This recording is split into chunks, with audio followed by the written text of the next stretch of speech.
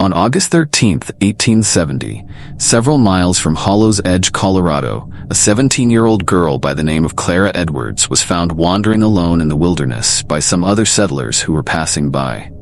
She was shoeless and her clothes were bloodied and tattered. Her face was also bruised, as if she had been severely beaten. When asked what had happened, she looked confused and would not speak. She was taken to Silver Creek, Colorado, where she was relinquished to a group of soldiers who were stationed there. A week later, she told the soldier in charge the terrifying details of what had happened to her and her family over a span of 5 to 6 days. They wrote down her story, and the papers were passed down from generation to generation through a specific family, but were forgotten, only coming to light within the last few years. This is her story, transcribed into modern English. I don't even know where to begin. My entire family is gone, and I'll never see them again. I just want to die. My family started coming out here from New Hampshire a long time ago. I can't even remember when we started. My father's dream was to have his own farm out west, away from any city, so he could live life the way he wanted. For most of our journey, we had been with, or at least seen, other folks along the trail. But as we got closer to what I now know was called Hollow's Edge, it seemed as if everyone suddenly disappeared. We decided to spend the night at the mouth of Hollow's Edge, as it was getting near dark. Mother cooked biscuits and gravy for us that night, and then we all went to sleep, as we were exhausted from the long day's journey. I was sleeping peacefully when I was awakened by the sound of rustling. I opened my eyes to see a strange man against the light of the fire, standing over my father. He was swinging what looked like the handle of an axe at his head. My face was suddenly covered with some type of cloth, and I was hit really hard in the face with something. When I awoke and opened my eyes sometime later, I could see I had been blindfolded. I was lying face down on the ground with my hands and feet tied, so I couldn't move much. There was also something in my mouth that made it so I couldn't speak. As I lay there, I could hear the faint, muffled sounds of other people around me, and I knew for sure it was my family. I thought about moving around to see if I could somehow tell if it was them, but I was too scared, so I just lay there, not moving. "Grab one of the smaller children and bring them here now," a man said in a calm voice from somewhere behind me. "Yes, father," a young man replied. My body stiffened as I now knew I was surrounded by my sweet family, and something very bad was going to happen. I then heard footsteps approaching, then suddenly stop. I could hear someone trying to scream and fight as they were dragged across the ground. I had 3 little sisters and 2 little brothers, with me being the eldest. I tried guessing which sibling it was as I pictured their sweet faces in my mind. I struggled to break my hands and feet free, but the bindings were too tight. A little while later, I heard the man say, "This one has the wrong kind of blood. You know what to do." "Yes, father," replied the young man again. I was scared out of my mind, wondering what on earth that meant. I then heard the muffled sounds of screaming. The screams were quickly cut off, then silence. I started crying, knowing whoever it was had most likely been killed. Footsteps approached us again, followed by the sounds of someone being dragged along the ground as they fought back. Sometime later, I heard the man say, "This one has the blood we need. Take her to the room and tie her to the bed. We need to keep her alive as long as possible." "Yes, father," replied a girl this time, probably about my age, judging by her voice. It went on like this. Then it stopped for a while. My guess is about a day or so. I was eventually given water, some food, and taken to a small house by the girl. She wouldn't say much, only give me instructions. When I was finished doing what I needed to do, she'd leave. I wanted to plead with her to let me go, but I was too afraid to speak.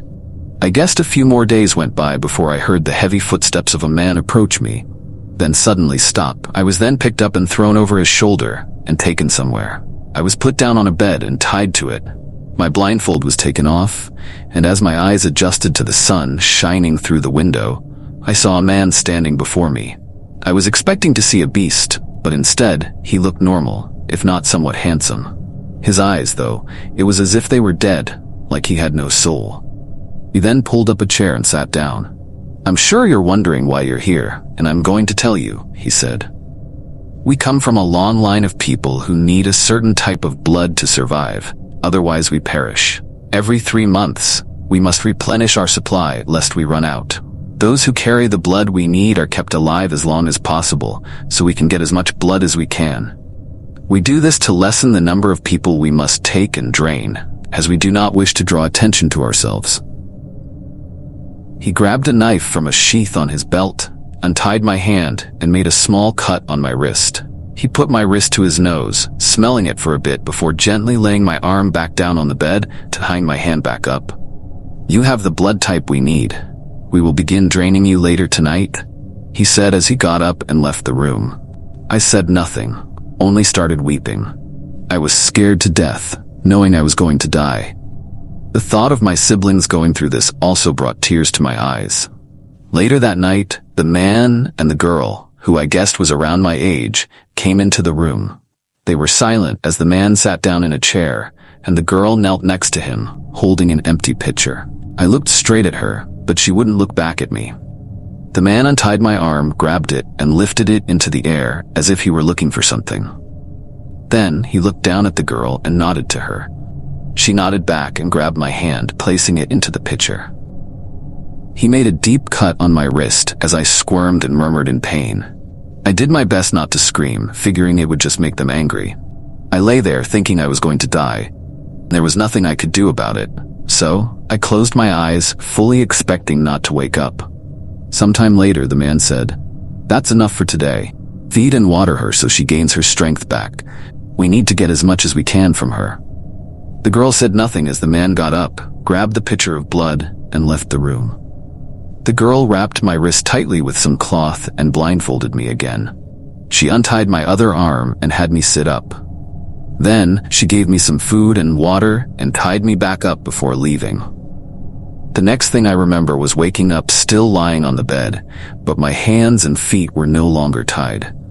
I sat up, looking around, expecting to see someone, but there was no one there. I could see the moonlight lighting up the room. That was the first time I thought I might actually have a chance to escape and get help. I quietly slid off the bed and walked over to the window. I looked around as I put my hands on it, trying to open it, but it wouldn't budge. Rather than continue trying and risk making noise, I decided to find another way out. I started walking in the direction I thought might lead to an exit. I stumbled along in the dark, thinking about trying to find my family, but I was too frightened. The further I went, the darker it became, and I couldn't see where I was going. It was confusing, and I hit what I'm guessing was a wall. Suddenly, someone behind me whispered, "Where are you going?" My body tensed up as fear shot through me. What should I do? I thought. Footsteps started coming towards me. Without thinking, I began moving as fast as I could, trying to find a way out. I kept running into things, but I finally spotted what looked like the light of the moon coming through a crack in a door. I moved as fast as I could towards it. Once there, I fumbled to find the handle. The footsteps were getting louder and closer. When I finally found the handle, I quickly grabbed it and flung the door open. I didn't hesitate. I ran outside. Even with everything that had happened, I remember thinking how lucky I was that the moon was shining, or I might not have made it out. As I ran, I looked over my shoulder at the house. A man appeared at the door and started running after me. I let out a scream as I ran, not knowing where I was going. I didn't care, I just knew I needed to get as far away as possible. I ran for a while until I tripped on a rock and tumbled down a steep hill. When I woke up the following morning, I was lying on the bank of a river. My entire body, especially my face, hurt terribly. I moved about and tried sitting up. It took me a while to gather enough strength to think clearly about what I should do. I had no idea where I was, only that I was in the middle of nowhere. The only thing I could think about was rescuing my family. Nothing else mattered at that point. I figured I might be able to trace my steps back to the house, but I knew I needed to get up high and get a view of the land first. This was something my father always did when he wasn't sure which way to go. After getting a long drink from the river, I decided to hike back up the hill I'd tumbled down. It took me some time to make it back to the top, as I was exhausted and not feeling well. When I finally made it, I stood there for a bit, looking around, and noticed another large hill to my left, off in the distance. I couldn't see much in front of me because of the trees and bushes, and I didn't want to start walking and accidentally head back to the house. So, I decided to go to the large hill and climb it to get a better view. Once I reached the base of the hill, it took me quite a while to get to the top. I couldn't remember the last time I'd eaten, and I was growing weaker by the minute. By the time I reached the top, the sun was starting to set, and I knew I would most likely end up spending the night there. I sat down on a rock and started looking around. That's when I quickly noticed a house tucked away in some thick trees in front of me. I was surprised and uneasy to see it wasn't too far from where I was. Worried that I might be seen, I got off the rock and lay down on the ground, but still kept my eyes on the house. I lay there, staring at the house as darkness settled in. Just as it grew dark, I heard someone cry out, "No, please," followed by the most horrific shrieking I had ever heard. The shrieking seemed to go on forever. I lay there crying because I recognized who it was. It was my family. Part of me wanted to run down there and try to save them, but I was just too scared. I knew I'd be next if I did, so I did nothing. A while later, a large bonfire was made outside the house, and I counted 6 people standing around the fire holding hands. It looked to me like they were praying, except their heads were tilted back with their mouths wide open. It was very strange and frightening. I fell asleep sometime during the night and was awakened by the sun hitting my face. I immediately looked down at the house and saw that the fire was still smoldering, but there was no one in sight. I made the decision to go and get help, so I started hiking down the hill in the opposite direction of the house. I wandered in the wilderness until I was found by the family that brought me here. I know I'll never see my family again. After telling the soldiers her story, they quickly formed a search party and returned to Hollow's Edge to find the house. When the soldiers found the house, the family that had kidnapped Clara's family was gone. They searched the premises, and what they found left them shocked and dismayed. They did, in fact, find Clara's family members. Some of the bodies were intact, having only been drained of blood, while others had been dismembered and eaten, from what the soldiers could tell. They searched for clues that might help them find the culprits, but found nothing, other than a word carved on the wall that read, "Sanguis." It was rumored that Clara ended up marrying one of the soldiers and spent her life in Colorado, raising a family. For more chilling horror stories, please subscribe. Thanks for watching.